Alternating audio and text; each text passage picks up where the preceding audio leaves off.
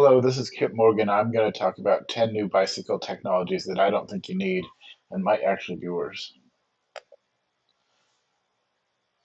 I don't think disc brakes are worth the hassle. In fact, if you have really nice rim brakes like linear pull V brakes, I prefer these Shimano XTRs. I know they're hard to find, but Paul still makes modern V brakes like this. They modulate really well, they're really powerful. And then I use like carbide tungsten rims and then special brake pads so they last extra long and then it's easy to tell if they're wearing out. And then with the travel bike, it's easier to get the wheel on and off. You don't have to worry about the disc or anything happening with that. These are actually pretty good in the rain. I've tried them.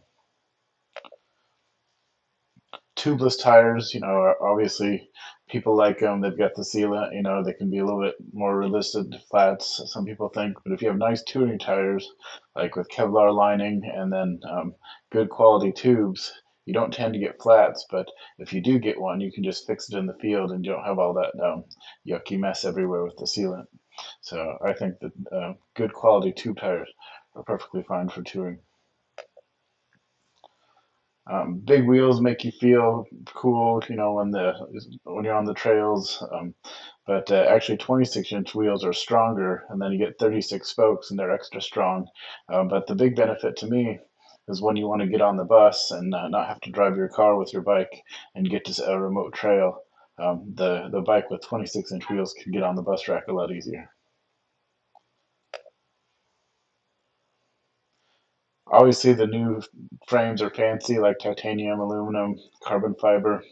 But from the 90s, steel was always good, and it still is, especially like for a new custom bike. But if you've ridden steel and all the others, it's got a springiness that's hard to describe. But for a long tour, it's extra comfortable. You don't feel all fatigued when it's all over. So steel's always worth it to me.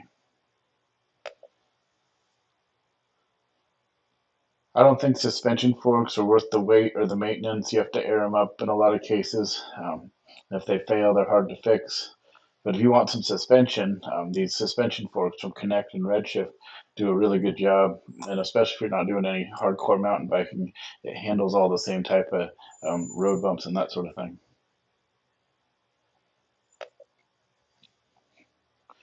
Belts are smooth, they don't need much maintenance, but if they fail, which is rare, I admit, but all things fail. They're hard to replace, find them with the right tooth, only about one company makes them. But a chain, especially the high quality ones, yeah, they take a little bit more maintenance. They last a long time, but you can tell when they're wearing out. They're easy to replace, they're relatively cheap, and they're if maintained, they're just about as smooth as a belt. So I recommend chains just for you can fix it in the field, even though belts are nice.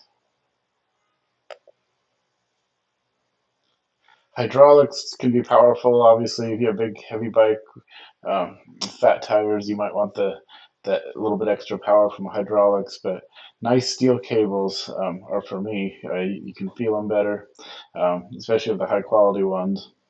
And then if you have a travel bike, you can use these splitters to twist the cable in half, and then you can separate it for a travel bike, which is pretty awesome.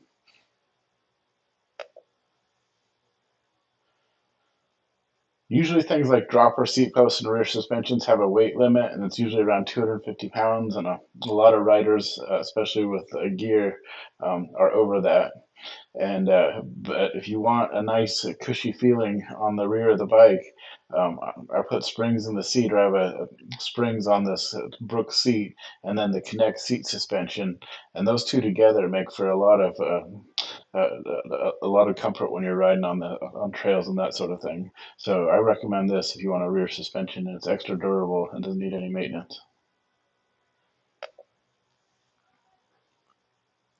Internal cable routing can look pretty, be more aerodynamic, but when you need to fix something, it's a pain. And so externally routed cables are a lot easier to fix.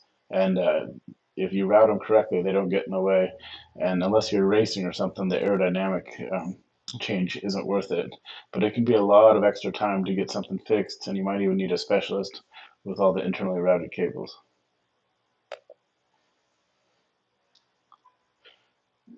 Through axle helps line up with disc brakes. Some people think it's a little easier to put through or or assemble, but the axle usually comes with the fork or the frame, and so they're not as interchangeable as the quick release.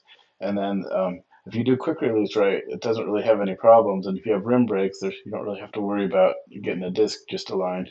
But roll off hubs don't support through axles, so they always have a quick release skewer. But quick release skewers are really strong, and they don't tend to fail. So I don't think the through axle upgrade is worth it for the all the proprietary parts it comes with.